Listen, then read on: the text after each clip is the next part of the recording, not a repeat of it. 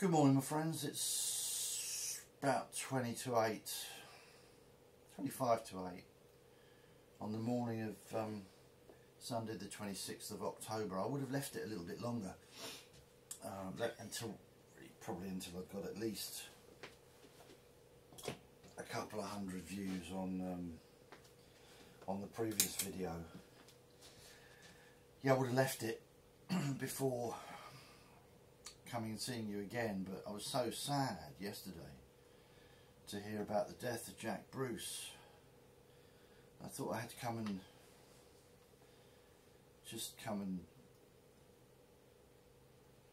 talk about it really, and plus also we know that we've got a couple of guitars to talk about which we haven't seen before, this one and the G&L. So let's talk about this. This, apart from being a ridiculous guitar for a man of my age to have, is another glorious Tokai.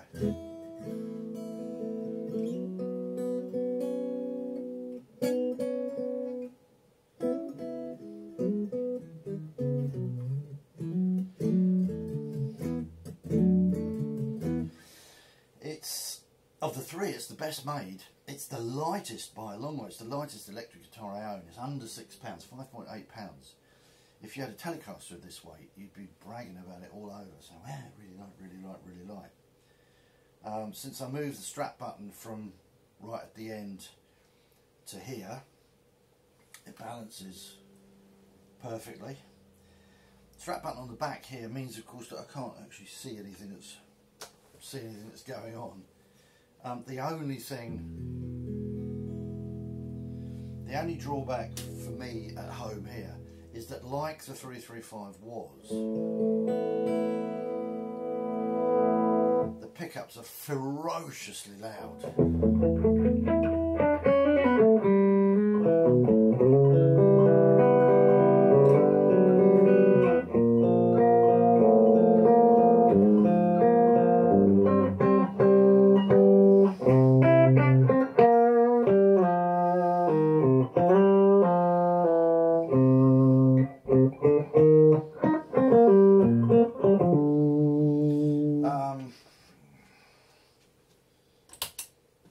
Maybe one day I'll run to a pair of gold-coloured Monty's humdingers and then it will be a really glorious guitar.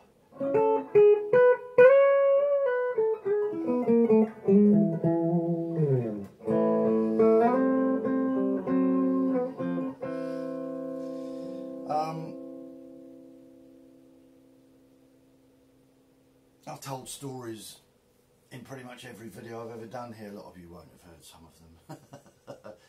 But I apologise if I'm repeating myself for some people. I've got my old Stratocaster, my 62 Strat in 1969.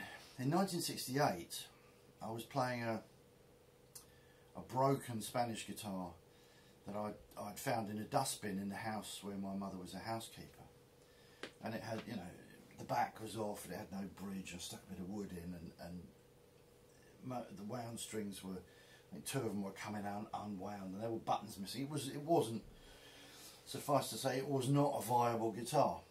But I learned to play Sunshine of Your Love on one string, and although Hendrix was everything to me, it seems appropriate somehow that the first tune I ever learned was a Jack Bruce tune. Back in those days, I mean, there were no computers. You know, the computers were like warehouse spaces full of machines with big tapes going. You see them in 60s films occasionally. And the whole 20,000 square feet of computing room had less power, less processing power than a pocket calculator that you can buy from the 99p shop now. There was no DVDs and no YouTube YouTube and all of that. There were no videos. What you could do, of course, is slow records down. But frankly, there was no way into Hendrix for me, because there's almost no single line stuff in Hendrix. You know, you've got the occasional...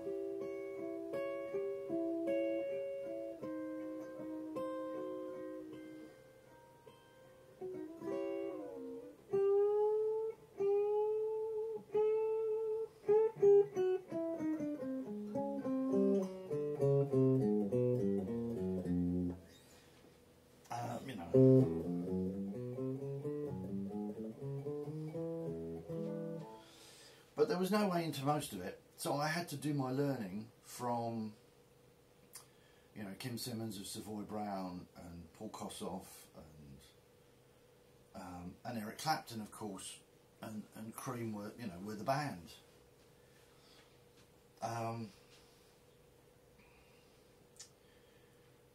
I'm grateful to Eric Clapton, who unknowingly taught me so many things.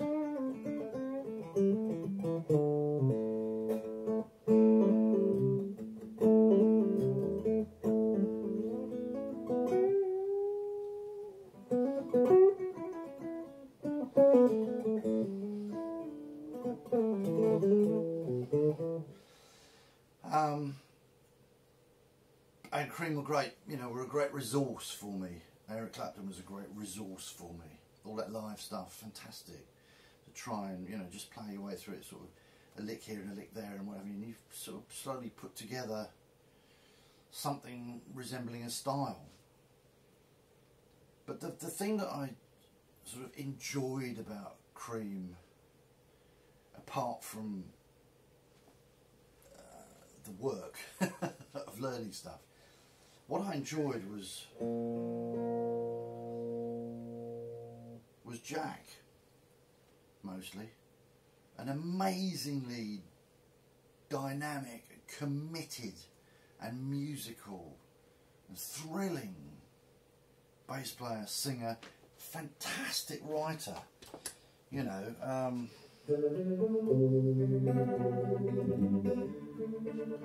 Although Eric probably came up with that.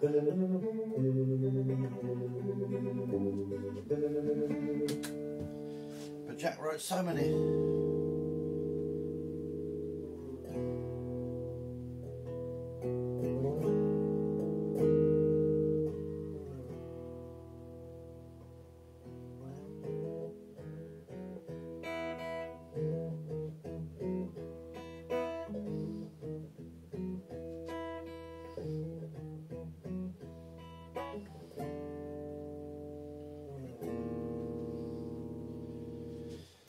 Songs which to this day I can still listen to, and there's not a lot from the 60s that's still, I mean there is a lot that's still listenable, more than from the 80s when all the synths came in, because they've dated really badly, but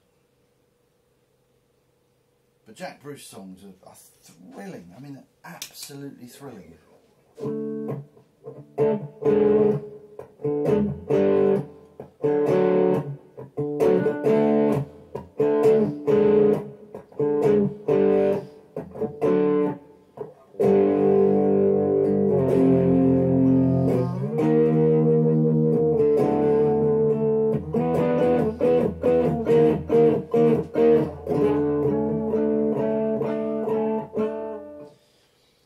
So clever, he wrote bloody catchy stuff as well. Listen, I'm rambling now.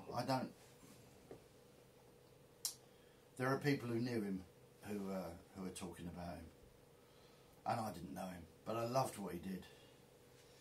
So I'm just going to play a little blues or something.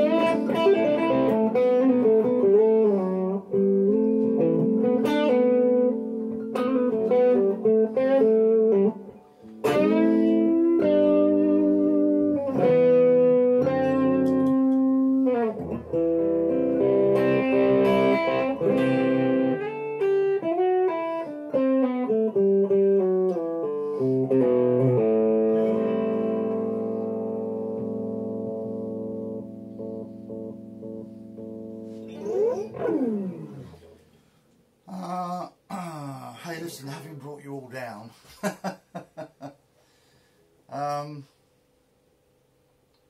going to leave you to it now.